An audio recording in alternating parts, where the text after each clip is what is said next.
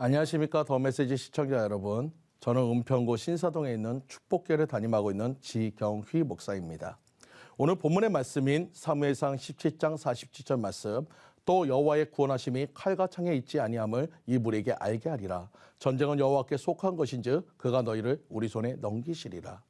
오늘 본문의 말씀을 중심으로 다윗의 승리의 비결 네 번째, 목적이 이끄는 삶에 대해서 같이 은혜를 나누고자 합니다. 옛말에 시작이 반이다라는 말이 있습니다. 무엇보다 시작이 중요하다는 말입니다.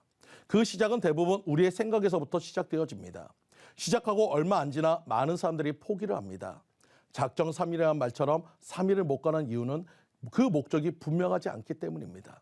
우리의 삶은 하나님의 목적을 이루는 삶이 되어질 때 완성되어질 수 있습니다. 다윗의 승리의 비결 네 번째는 목적이 이끄는 삶입니다. 선한 목적은 선한 생각을 가져오고, 선한 생각은 선한 말, 즉 믿음의 말을 하고, 믿음의 말은 승리의 삶으로 인도해 갑니다. 다윗은 골리앗을 물리쳐서 부귀영화를 누리겠다는 생각을 하지 않았습니다. 그러나 하나님의 군대가 모욕당하는 것에 거룩한 분노를 가졌습니다. 여기서 한 가지, 다윗은 분노했지만 무모하지도 오만하지도 않았다는 사실을 여러분 기억하시기 바랍니다. 다윗은 그 누구보다 뜨거운 가슴을 가지고 있었지만 머리는 차가웠습니다. 앞뒤 상황을 보지 않고 무조건 덤벼드는 잘못을 범하지 않고 냉정하게 주변의 모든 것을 판단했습니다. 또 그는 하나님께 마음속으로 기도했을 것입니다. 하나님이 허락하심이 있으니 담대하게 나아갈 수 있었습니다. 자신의 능력을 과신하지 않고 철저하게 하나님을 의지하고 나아갔기에 승리할 수 있었음을 믿으시기 바랍니다. 우리의 신앙 생활도 마찬가지입니다. 신앙은 우리의 감정이 먼저 앞서면 안 되는 것입니다. 우리의 목적은 하나님 나라와 뜻을 구하는 것입니다. 그러므로 나의 마음에 분이 차오를 때 우리는 주님 앞에 엎드려 기도부터 해야 합니다. 이것이 나의 감정인지 주님의 뜻인지를 구해야 하는 것입니다. 또 인간적인 정에 휘둘려서는 안 됩니다. 좋은 게 좋은 거지 라고 하나님의 뜻과 반한 일을 오래 알았다는 이유로 따라가거나 그 의견을 따르게 된다면 소경이 소경을 인도하는 것처럼 넘어지고 다치게 됩니다. 우리는 항상 그 목적이 선해야 선한 길로 나아갈 수 있습니다. 날마다 주님 편에 서야 하는 것입니다. 다윗은 철저하게 하나님의 영광만을 나타내며 그분의 이름을 높였습니다. 전쟁은 하나님께 속한 것이라 하나님만이 승리자이심을 선포하였고, 그로 인해 다윗은 승리할 수 있었습니다. 골리앗을 물리친 다윗은 일약 스타가 되었고 그 명성이 날로 높아지는 계기가 되었지만, 그로 인해 사울의 미움을 사서 도망자 신세가 되었습니다. 그 목적이 선하기에 다윗의 곁에는 사울의 아들 요나단과 많은 사람들이 모이게 되고, 생사고락을 같이 한 병사들은 다윗에게 절대적인 충성을 맹세하며 부강한 이스라엘을 만들어갔습니다. 우리는 골리앗이라는 한 번의 승리에 만족하는 삶이 되어서는 안 됩니다. 하나님은 다윗을 믿음의 왕으로 세우기 위해 여러 가지 어려움과 시련을 주었고, 다윗은 때로는 실수하고 넘어졌지만 기도하면서 이겨냈고, 그 결과는 하나님 마음에 합한 자가 되었습니다. 하나님의 선한 목적이 이끄는 삶은 그 결과 또한 선할 수 있음을 믿으시기 바랍니다.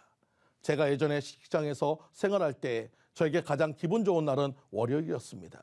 왜냐하면 월요일 아침에 로또 복권을 사서 주머니에다 넣고 직장 상사나 동료 중에 마음에 안 드는 사람들과 부딪히거나 일이 힘들면 가슴에 손을 대고 이렇게 외쳤습니다. 내가 로또만 대봐라. 이놈의 직장 때려친다. 때려쳐.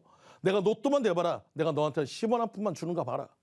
그런 생각하면서 하루하루 버티다가 드디어 토요일 저녁이 되면 TV를 보며 로또 복권을 맞춰보다가 이내 실망합니다.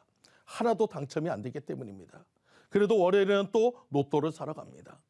인생의 목적이 로또 당첨이었던 저의 삶은 언제나 공허하고 불만족의 매일매일의 힘든 삶이었습니다.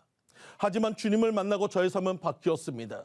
주님 복음 전하기 위해 노력할 때마다 지쳤던 심령이 살아나고, 문제 있는 인생이 축복의 인생이 되어지며, 골리앗 같은 문제 속에서도 믿음으로 다윗처럼 나아갈 때 문제 해결되어지는 역사를 체험하며 하나님과 함께하는 삶이 진정한 축복임을 깨닫게 되었습니다.